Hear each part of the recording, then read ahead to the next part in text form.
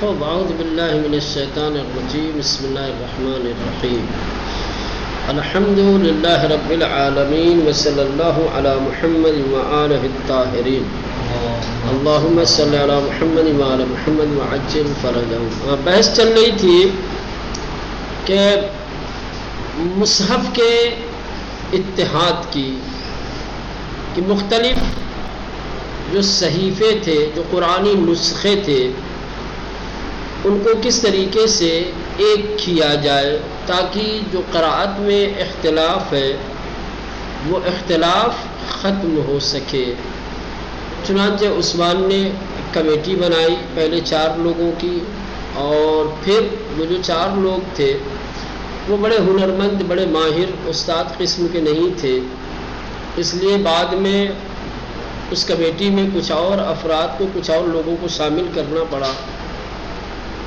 تو پھر 10 لوگوں کی کمیٹی بنی اور ان 10 لوگوں نے مل کر کے مختلف مراحل میں اس کام کو انجام دیا۔ ٹھیک ہے، بات پہنچی تھی دوسرے مرحلے تک مطابقت کی۔ ٹھیک، ادھر بولا جاتا تھا، ادھر لکھا جاتا تھا، اور اس کے بعد پھر کیا ہے، ملایا جاتا تھا۔ ٹھیک، مطابقت اس کو کہتا ہے۔ 12 لوگوں کی جو تھی۔ یہ جو مطابقت والا عمل تھا، تطبیق دینے والا عمل، ملانا ایک صحیفے کو دوسرے سے، ایک نسخے کو دوسرے نسخے سے ملانا، یا یوں کہا جائے کہ جو املا کیا گیا تھا، جو بولا گیا تھا، لکھوایا گیا تھا، اس کو پھر پہلے والے مصحف سے، ٹھیک ہے، جو مطابقت دی گئی، اس میں بڑی بے توجہی سے کام لیا گیا، بڑی لاپرواہی کی گئی۔ نتیجہ یہ ہوا کہ یہ جو عثمانی مصحف تھے ان میں کتابت کی غلطیوں کی بھرمار تھی۔ حکومت عثمان میں جو صحیفے لکھے گئے اس میں املا کی غلطی کیا تھی، بے حد تھی، بہت زیادہ تھی۔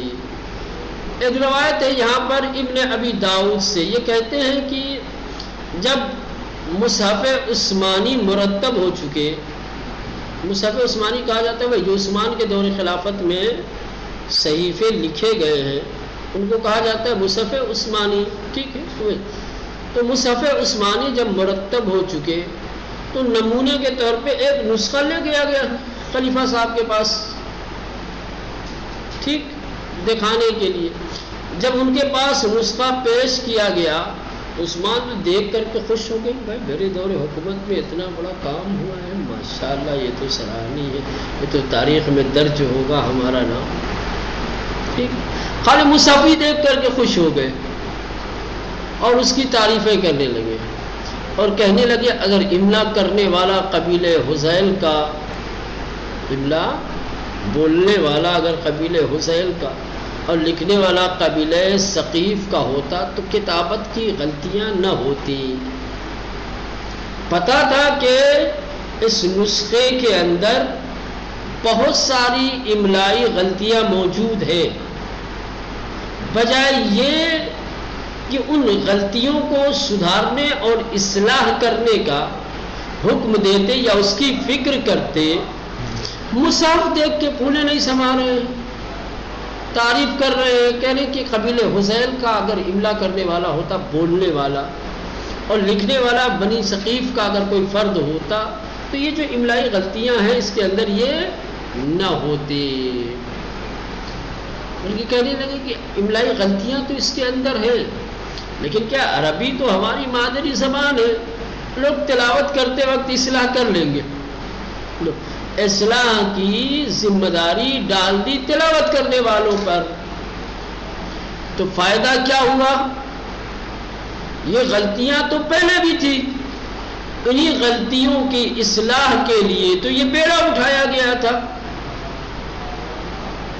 دوبارہ کاری کے باوجود بھی وہی پہلے والی غلطی، تو دوبارہ کاری کا فائدہ پھر کیا ہوا؟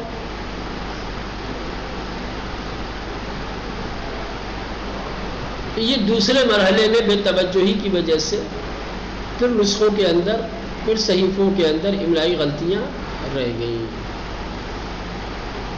تیسرا مرحلہ جو مصاحف تھے الگ الگ شہروں میں ان کو جمع کر کے ان کو کیا ہے ٹھکانے لگانا، ان کو تلف کرنا، کیونکہ اگر وہ پرانے نسخے اگر باقی رہتے تو نسخوں کے ساتھ ان کی غلطیاں بھی باقی رہتی، جب غلطیاں باقی رہتی تو تلاوت کرنے والے غلطیاں کرتے رہتے۔ تو یہ جو تیسرا مرحلہ تھا، اس تیسرے مرحلے میں عثمان کا طریقہ کار یہ تھا کہ جہاں کہیں پتہ چلتا تھا کہ پرانا نسخہ ہے فوراً ایک نمائندہ وہاں بھیجتے تھے، ٹھیک، کسی ایک کو یہ ذمہ داری دے کر کے وہاں بھیجتے تھے، وہ جا کر کے وہاں سے مصحف لاتا تھا اور پھر اسے جلا دیا جاتا تھا۔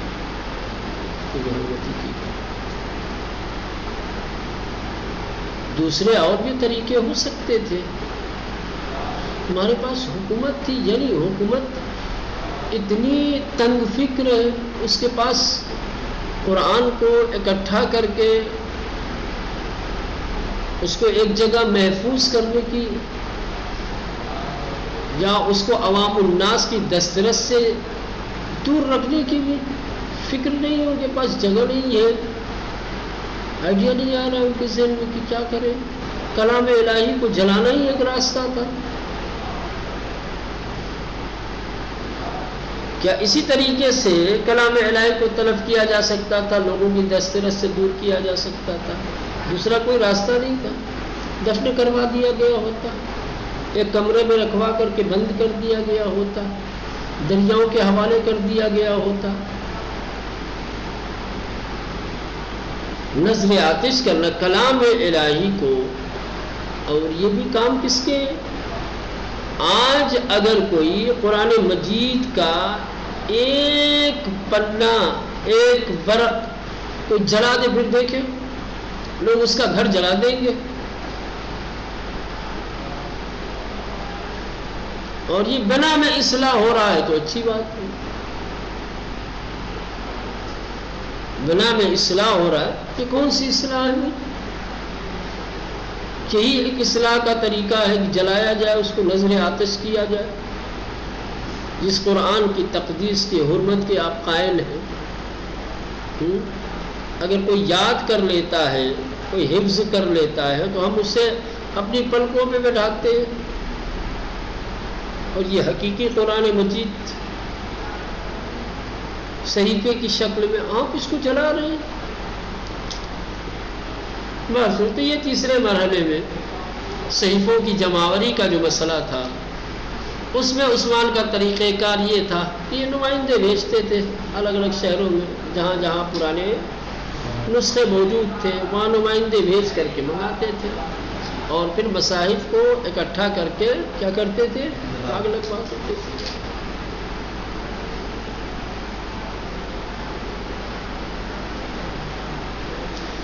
یعقوبی کے بقول، یعقوبی کہتا ہے کہ عثمان نے تمام اسلامی شہروں سے صحیفوں کو کیا ہے اکٹھا کروایا، جمع کروایا، پانی اور سرکے کے محلول میں گھول کے صاف کرا دیا۔ یہ ایک روایت ہے، تو اس کو پانی اور سرکے کے اندر ڈلوا دیا۔ پانی اور سرکے کی وجہ سے ساری عبارتیں کیا ہو گئی؟ مٹ گئی۔ سمجھ رہے ہیں؟ لیکن بعض کے بقول جتنے بھی مصاحف جمع ہوئے تھے سب کو جلا دیا گیا، صرف اور صرف مصحف عبداللہ ابن مسعود باقی رہ گیا تھا۔ اور اس مصحف کے بھی باقی رہنے کی وجہ یہ ہے کہ انہوں نے اپنا مصحف کوفہ کے والی عبداللہ ابن عامر کو دینے سے منع کر دیا تھا۔ عبداللہ ابن عامر نے منع کر دیا تھا۔ عبداللہ ابن عامر کو، یہ عبداللہ ابن مسعود اور ایک عبداللہ ابن عامر، یہ عبداللہ ابن مسعود کا مصحف تھا اور یہ عبداللہ ابن عامر کوفے کا والی تھا۔ عثمان نے کوفے کے والی یعنی عبداللہ ابن عامر کو کہا تھا کہ اس سے لے لیں۔ سمجھ رہے ہیں؟ عبداللہ ابن مسعود سے، لیکن عبداللہ ابن مسعود نے اپنا مصحف نہیں دیا. چونکہ عبداللہ ابن مسعود نے اپنا مصحف نہیں دیا، دینے سے انکار کر دیا، اس لیے ان کا مصحف باقی رہ گیا. تمہاری صورت یہ بھی ایک مفصل تاریخ ہے، سمجھ رہے ہیں؟ زمانے خلافت عثمان میں قرآن کے جمع آوری کے کہ کس طریقے سے کیا گیا، خاص طور سے مصاحف کو جمع کر کے اس کے ساتھ کیا کیا گیا. روایتوں زیادہ جو مشہور ہے وہ یہی ہے کہ جلا دیا گیا. سمجھ رہے؟ چلو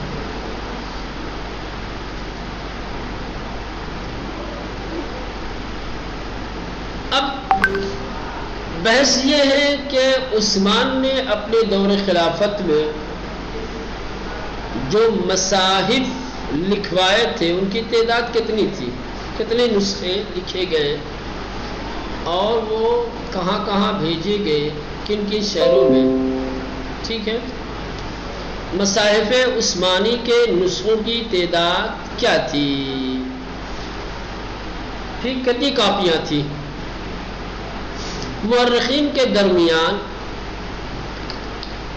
اسلامی شہروں میں بھیجی جانے والے جدید مصحف کے نسخوں کی تعداد کے بارے میں اختلاف پایا جاتا ہے. مورخین نے اختلاف کیا ہے کہ اسلامی شہروں میں کتنی کاپیاں بھیجی گئیں، کتنے نسخے بھیجے گئے. ابن ابی داؤد کے بقول 6 عدد. ابن ابی داؤد کہتے ہیں کہ وہ 6 نسخے تھے جو 6 اسلامی شہروں میں بھیجے گئے. کہاں کہاں؟ مکے میں، کوفے میں، بصرے میں، شام، بحرین اور یمن. یہ بلاد اسلامی، ٹھیک ہے، اسلامی مراکز اور اسلامی شہروں میں سے جو یہ مرکزی شہر ہیں، جو بڑے بڑے شہر ہیں، ان 6 شہروں میں عثمان کے دور خلافت میں لکھے گئے 6 نسخوں کو بھیجا گیا ہے. ان 6 نسخوں کے علاوہ ایک نسخہ مدینہ میں محفوظ رکھا گیا. اس سے 7 ہو جائیں. مدینہ میں جو نسخہ رکھا گیا اس کو یا امام کہا جاتا تھا. جو نسخہ بلاد اسلامی میں، اسلامی شہروں میں بھیجے گئے، ٹھیک ہے، وہ یہ شہر ہے، اس میں مدینے کا نام نہیں ہے. تو سوال یہ پیدا ہوگا کہ کیا مدینے والوں کے پاس نہیں تھا کوئی نسخہ؟ کہنے مدینے میں بھی ایک نسخہ رکھا گیا، اور جو نسخہ مدینے میں تھا اسے یا امام کہا جاتا تھا. پھر یعقوبی نے ان 6 نسخوں میں 2 اور نسخوں کا اضافہ کیا. کہا کہ نہیں، ایک نسخہ مصر بھی بھیجا گیا اور دوسرا الجزیرہ. تو اس طریقے سے ان 6 میں 2 کا اور اضافہ ہوا تو گویا 8 ہو گیا.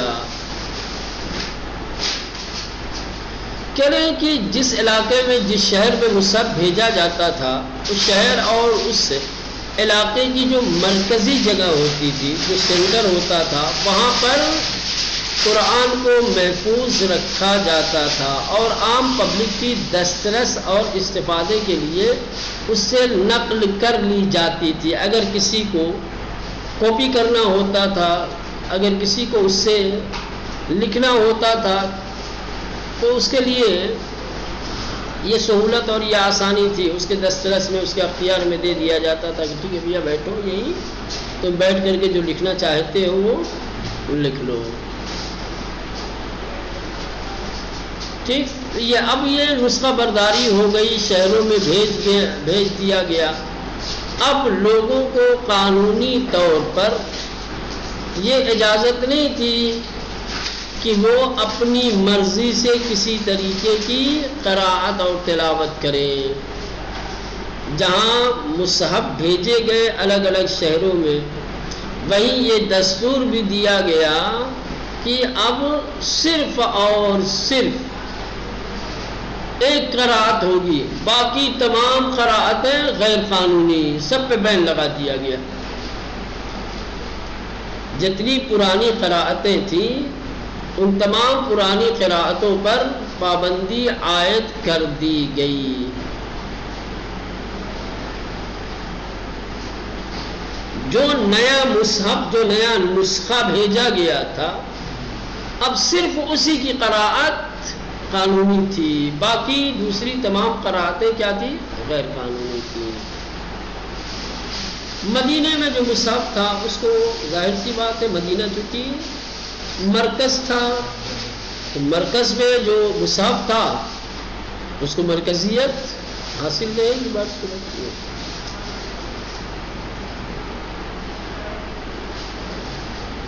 ایک اور، اگر جو نسخے بھیجے گئے تھے دوسرے شہروں میں، ٹھیک، اگر کسی کو کہیں کوئی اختلاف نظر آ جاتا تھا، کوئی غلطی نظر آ جاتی تھی کہ بھئی یہ نسخے میں جو ہے یہ غلطی ہے، تو پھر وہ کیا کرتا تھا؟ پھر وہ رجوع کرتا تھا مدینے۔ اگر کسی نسخے میں کسی کو کوئی غلطی نظر آتی تھی تو اس غلطی کی اصلاح کے لیے اسے مدینے رجوع کرنا پڑتا تھا، ٹھیک۔ جہاں ایک طرف عثمان نے اسلامی شہروں میں قرآن کے نسخے بھیجے تھے، نسخوں کے ساتھ ساتھ قاری قرآن بھی روانہ کر دیا تھا، اور اس قاری کو تاکید کر دی تھی کہ لوگوں کو اسی قرآن کی کیا ہے تعلیم دے، اس قرآن سے ہٹ کر کے کسی دوسرے قرآن یا کسی اور دوسرے نسخے سے نہ قراءت کی جائے نہ اس کی تعلیم۔ من جملہ عبداللہ ابن صائب مکہ کے لیے مغیرہ ابن شہاب، شام کے لیے ابو عبد الرحمن سلمہ، کوفہ کے لیے عامر ابن عبد القیس، بصرہ کے لیے مصاحف کے ساتھ روانہ کیے گئے۔ یہ وہ نام ہیں جن کو مصحف کے ساتھ الگ الگ شہروں میں بھیجا گیا۔ مدینے میں کس کو مقرر کیا گیا قرآن کی تعلیم کے لیے؟ خلیفہ کی جانب سے مدینے کے اندر زید ابن ثابت کو، یہ چیف قاری تھے۔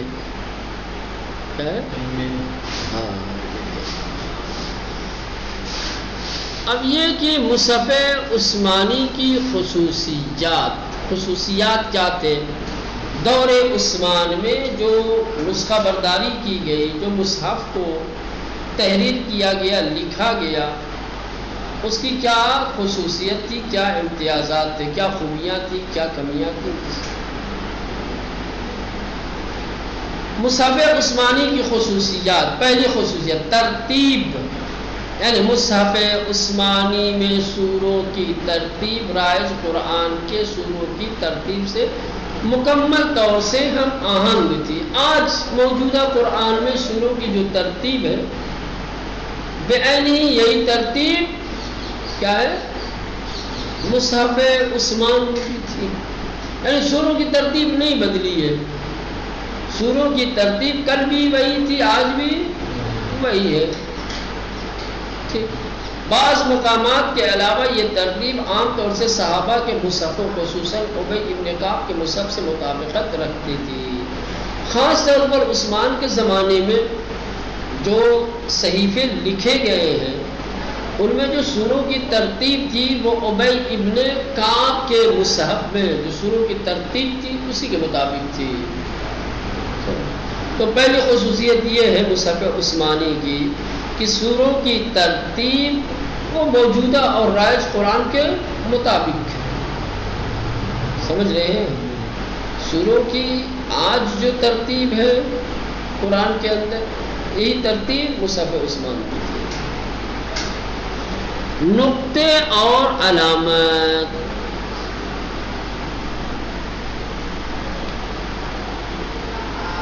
ظاہر سی بات ہے آپ یہ جانتے ہیں کہ قدیم زمانے میں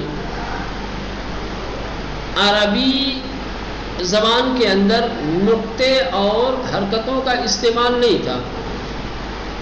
عبارتیں نقطے اور حرکتوں سے خالی ہوتے تھے۔ دور عثمان میں جو قرآنی نسخے لکھے گئے وہ نسخے نقطوں سے اور حرکتوں سے کیا تھے؟ خالی تھے۔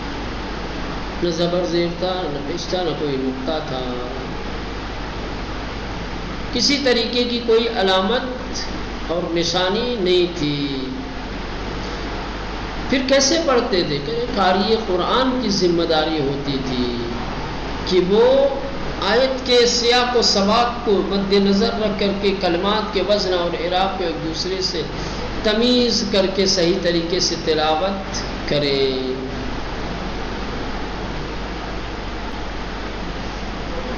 اسی وجہ سے ابتدائی مرحلے میں براہ راست کسی سے اس کے یا کسی کے نقل پر اعتماد کر کے ہی قرآن کی تلاوت کی جا سکتی تھی،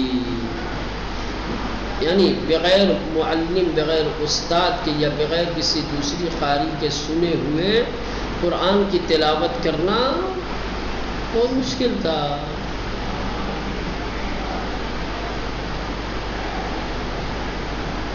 اور یہ چیز جو مصحف عثمان کی خصوصیت میں ہے کہ وہ نسخے حرکتوں سے اور نقطوں سے خالی تھے، یہی حرکتوں اور نقطوں سے نسخوں کا خالی ہونا یہ پھر ایک بار اختلاف قرائت کا سبب بنا۔